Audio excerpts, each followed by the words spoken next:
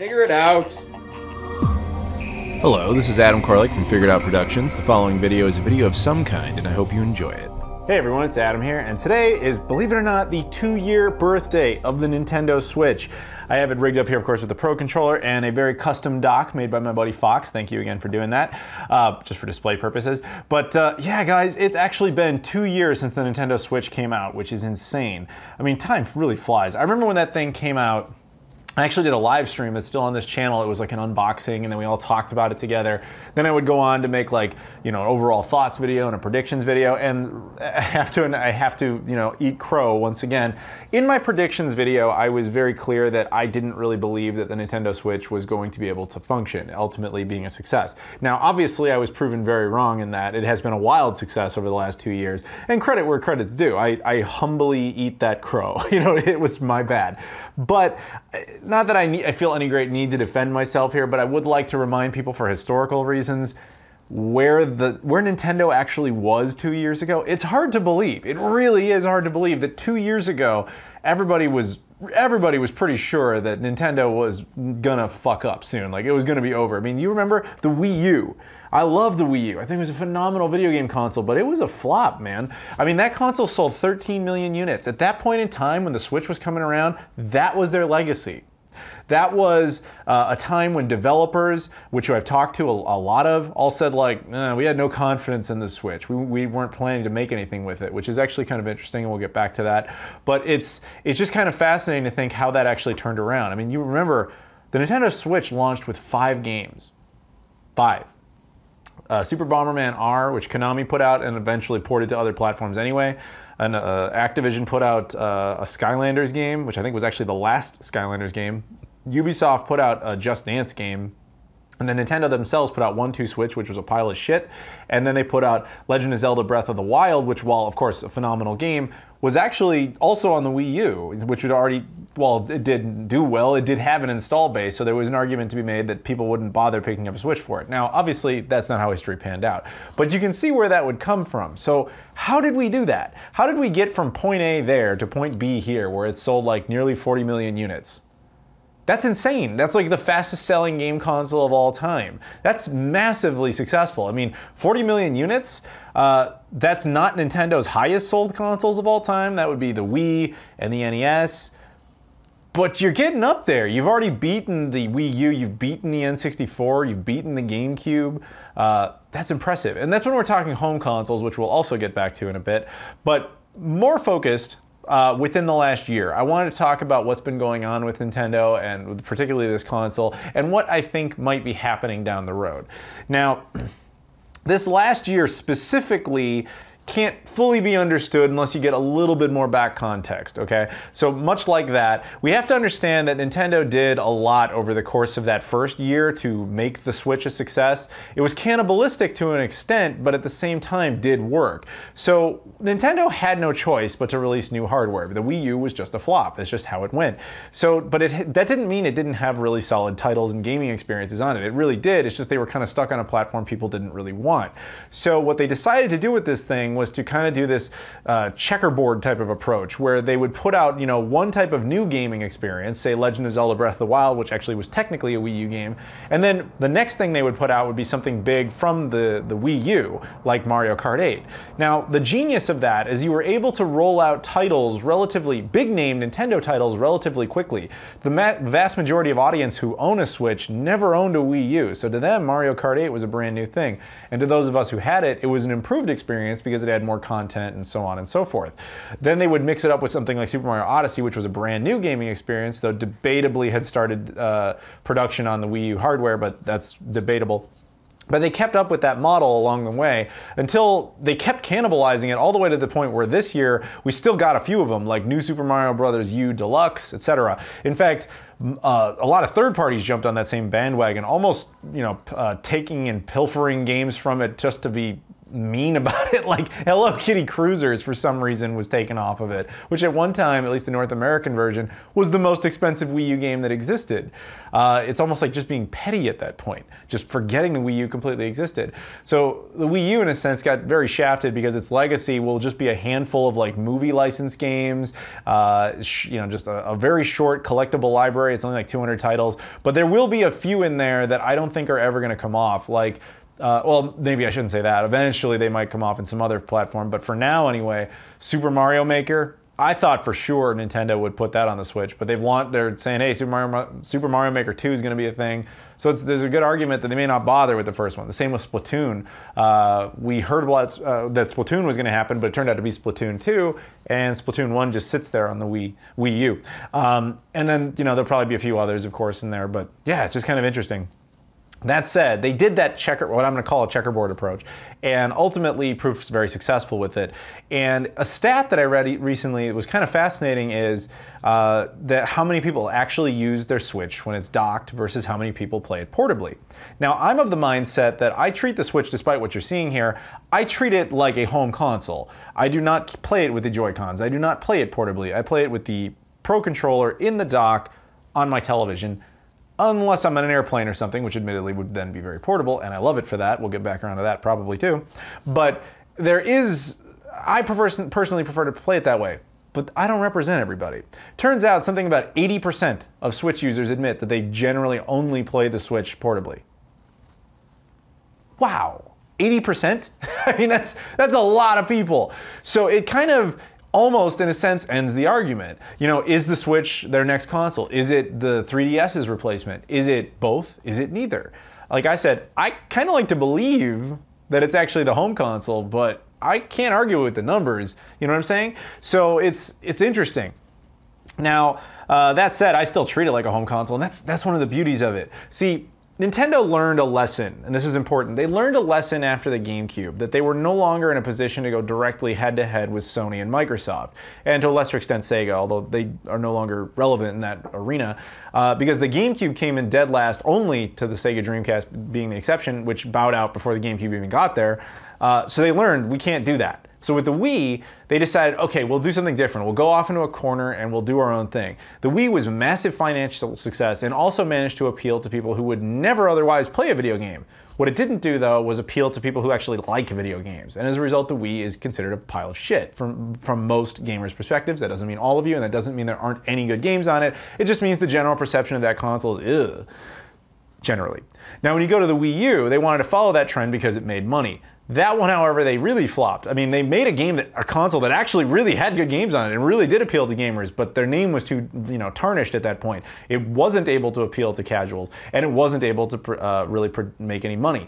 With the Switch, I think they really found that sweet spot. They were able to find one that was able to appeal to casuals, it could appeal to legitimate gamers, and it could also just make money. So it hit all three, because it's actually a really good game console that does all of this stuff at once. It's fantastic. I love it. And that's been awesome for them, and I'm very happy for Nintendo to be able to pull that off because, again, I didn't see that one coming. I thought that they were going to screw up, so round of applause.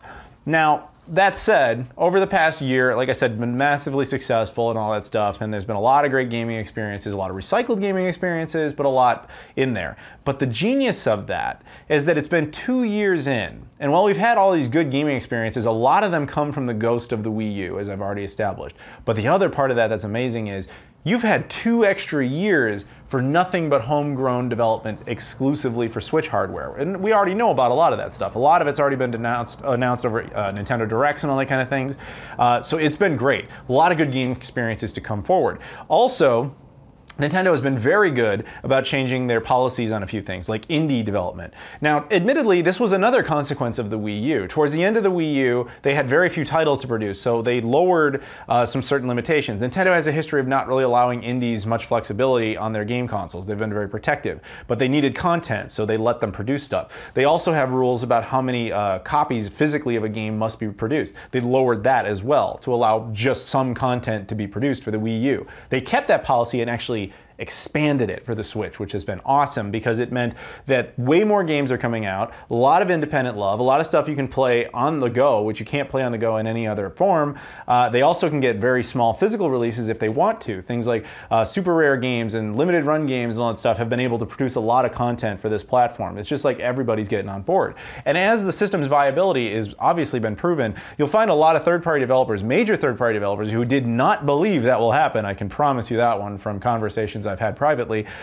They did not believe that was going to happen. So a lot of them have been very late getting a lot of stuff to the Switch because there was no development cycle for the Switch in mind. So a lot of stuff for the Switch comes out later. And that also means that a lot of game companies are trying to get games on there they otherwise never would have imagined.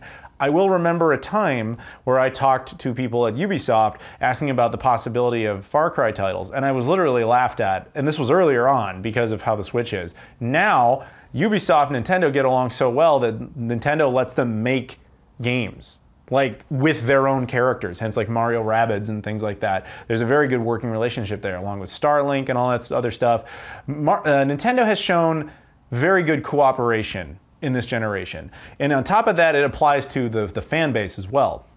Nintendo was infamous for how awful they were when it came to dealing with the community. You know, especially us YouTubers, or well, I should say, like, I'm a YouTuber. I'm not saying you all are, but you know what I'm saying. You guys, I'm sure, are very aware of it. If you covered Nintendo content, a lot of the time you got strikes and claims and all this other stuff. Unless you signed with their horrible network, which even had its own stupid rules, they've decided, screw that. They're dropping their YouTube MCN. We're not doing that stuff anymore. And on top of that, they changed that because they really wanted to push the new Smash Brothers. They wanted a community to form of that so that it had, you know, essentially the free advertising that is YouTube. It's been very smart. They've been making so many positive changes. That said, that covers where we have been. Nintendo has been very successful in the last year, even if the platform in of itself hasn't been super exciting. And what I mean by that is, I don't define super exciting as like a whole host of new great games, because that should be a given. It isn't always a given, but it should be. But I define it as like, what kind of strange changes have they made? What kind of new peripherals have they, like, did they randomly release a USB dongle that allows it to play GameCube games? You know, something just ridiculous, something like that. Backwards compatibility announcements, those kinds of things are what really excite me, and I think bring a lot of energy to something like that. They didn't do that, and that's fine, because again, the gaming experience has been solid. That's not in question. So what happens going forward? Well, that said, I think that I'm kind of on the boat. We have to go into pure speculation time, as predictions always are. But going forward, I'm sure a lot of you have heard rumors about some sort of cooperation between Nintendo and Microsoft, specifically, obviously, the Xbox division. So let's dive into that, shall we? Now again, the biggest asterisk of all time here, this is all speculation. 100% of this could be wrong, and I'm very aware, because I'm going to go to the extreme in my prediction. I'm not going to keep it a humble prediction. I'm going to go extreme on my prediction here, okay? So it could be completely insane, and next year we'll look at this and be like, wow, what a lunatic. Who knows? But here's what I'm thinking is happening. I think Nintendo analyzed their situation, much like Microsoft analyzed their situation. They both came to certain conclusions. I believe that Nintendo kind of sat down internally and went, what are our issues that we have? Our internet infrastructure sucks. It just does. Our online play system is terrible. We don't know how to do it. We don't know what we're doing. We are not trying to compete in the home console market, as the stats like that prove. It doesn't seem to be important to them, especially when you understand Japanese culture. Nintendo being a very Japanese company, they care more about what the Japanese think, and the Japanese think, this is a portable device. Yeah, I can plug it into my charger, maybe play it on my TV, whatever. I don't really care. Portable. So that's their focus. And they kind of give us the windfall benefit of the ability to play it on a TV when they don't really care about it. So they consider it, in that sense, to be home console, or to be portable. So what do you do with home console? They're not really there, because they also have well, let's just keep it real here. They're going to run into the technological wall. Their system was anemic the day it came out, before it came out. It had massive issues in that regard. The only reason people are trying so hard to put games on it is because it actually is selling, it's funny, actually. I made this exact same prediction on the Wii U's second birthday. You can go back and watch that video. I made a big deal about how I always thought what Nintendo should have done was set themselves up for next time and just get Wii U's in homes and just find a way to coexist, because you aren't the direct competitor of Xbox One and PS4. You need to find a way to be the guy who's different. You need to find a way to be the guy who gets in there so the person says, I'll have an Xbox One or a PS4 plus a Wii U. Well, essentially we did that 5 years later with the Nintendo Switch, because that's exactly what they've done. They've been able to get you to get one or the other plus a Switch, or a PC plus a Switch. That's been very good on their end, because of their own, exclusive properties and all that kind of stuff. Good. But again, they're analyzing their situation. How long can that really hold out? Because there is a technical limitation to this. There is a wall. And as we all know, following the other news from Xbox and PlayStation, next generation hardware is probably pretty close. I mean, I wouldn't actually bet money on it coming in 2019, but Microsoft might be. Sony is probably doing 2020. It's hard to say. And this platform is already anemic compared to the original versions of both of those, of Xbox One and PS4. So can it actually compete with the next generation of hardware? No, probably not. But what if it didn't have to? We'll get back to that in a second. Now we go to the Xbox side of things. What does Xbox do? Well, let's admit it, they have the best home console on the market right now from a technical perspective. The Xbox One X is an amazing piece of machinery. But exclusives-wise, they don't care about that. Microsoft will give you exclusives with anything. They'll throw those away. They don't care. They'll literally cancel projects entirely, like Scalebound, which infamously might be coming to the Switch, or their games from day one are always available on PC as well. Exclusives is not the thing you do on Xbox One. What you do over there is you have perhaps the best home console experience of any of the games that exist, and you have the best online experience. So they probably assessed that was their situation, and that's what they're going to move forward with. But at the same time, and I've been saying for years, again in all those prediction videos going all the way back, I believe that Microsoft is transitioning Xbox more into a brand and a service as opposed to physical hardware. Now that won't apply this time around, but I think that this is the stepping stone that was intended to be around last time. What I mean by that is that, well, we're obviously tracking the idea, and I'm sure you guys know where I'm going with this, the idea that Xbox services will start appearing on Nintendo Switch. So what other reasons would Microsoft have to do that? Well, the other big one that people don't talk nearly enough about is that while Nintendo or Microsoft, I'm sure, would love to have additional exclusive content, they're not very good at handling that. They've always had a problem with Japan. Now the thing is, Microsoft and the Xbox brand have never been successful in Japan. The original Xbox, they put a lot of effort into it. There were actually a lot of really good exclusives that came out there, but ultimately it didn't work. Even though they really tried, man. They put out a lot of awesome console variants and all this great stuff. I've got a bunch of them, they're actually really cool. Didn't matter, didn't work. Xbox 360, interestingly, a lot of people believe that it completely flopped, like straight up. It didn't. They actually tried even harder, and they were doing actually really well. It became almost, in a sense, the spiritual successor to the Sega Saturn. It became like the great anime console, if that was the kind of thing you were interested in. Among hardcore Japanese gamers, the 360 was actually the game console to own, and it was starting to build momentum until Microsoft screwed that up.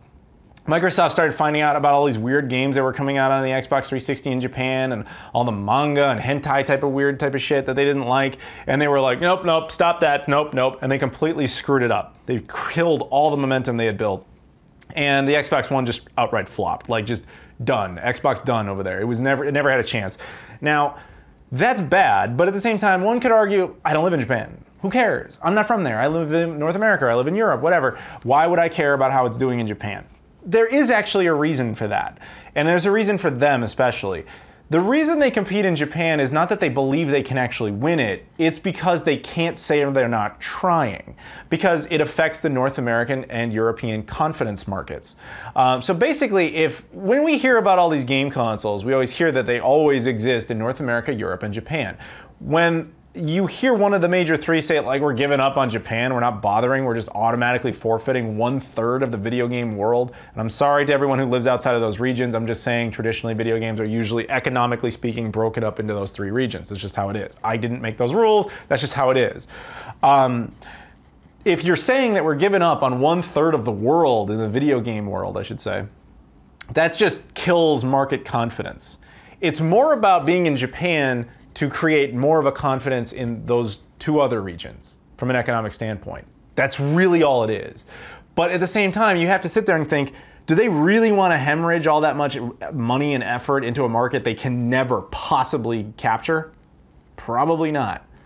Now, think about it this way. If you look at it, both Nintendo's problems and Microsoft's problems can coexist to cause solutions. So, as established, Microsoft has a history of not caring at all about the portable market. They have never thrown their hat in that arena. The closest they've ever come is a couple of apps and stuff for phones. They don't care. In fact, there is a relationship between these two that goes back to the Game Boy Advance. I mean, back then, Microsoft allowed Rare to continue to produce content for those platforms. Didn't care. It's not the home console market. We don't care. It's fine. That's there.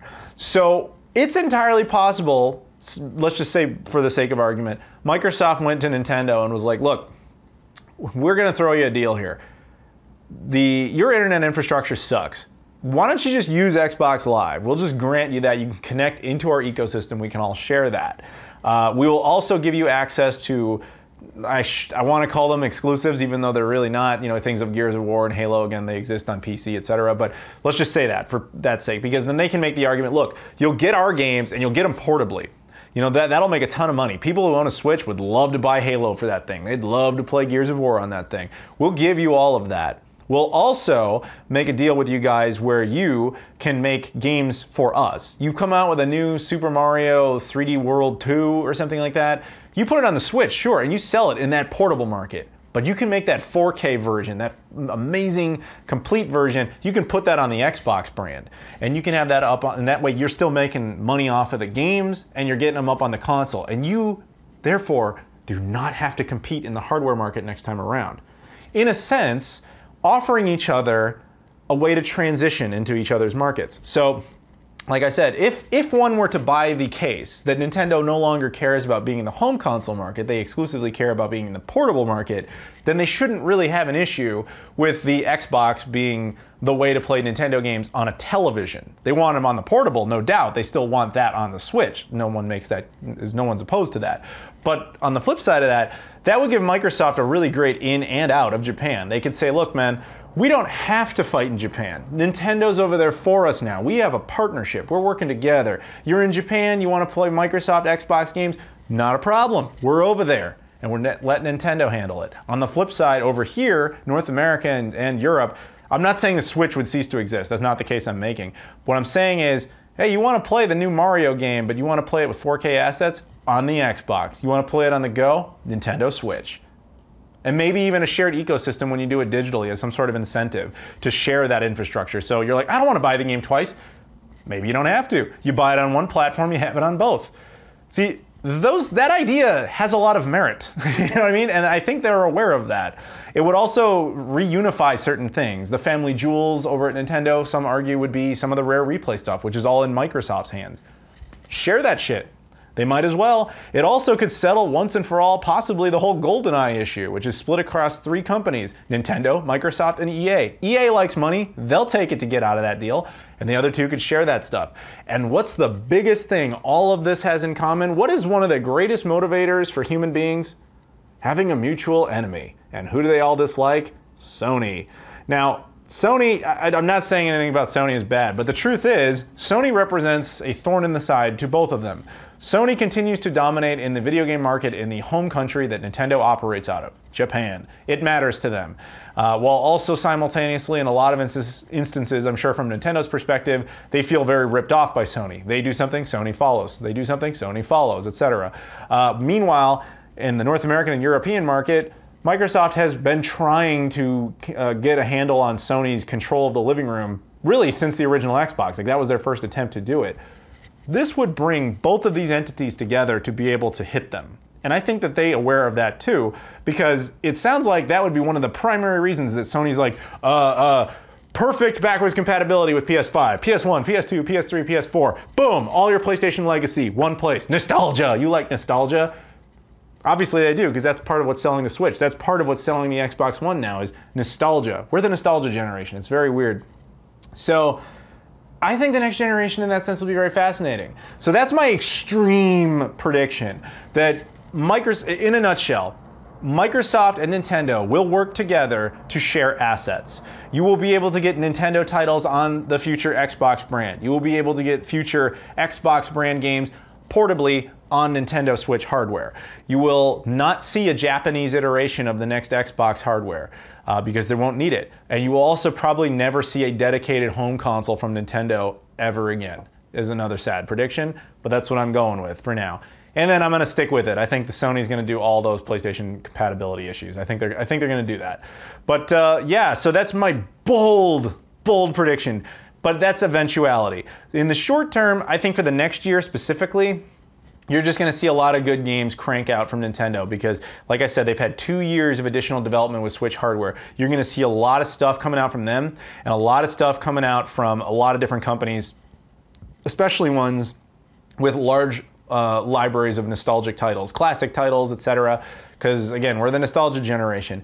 You know, there could be a lot of games coming out from people that you wouldn't have expected to get a re-release. But in some instances, it's a quick buck, and in some instances, it's a way to reimagine or re-envision or revisit, if you will, a classic title that really they hadn't put any development into until recently, because like, oh shit, it can make money over here.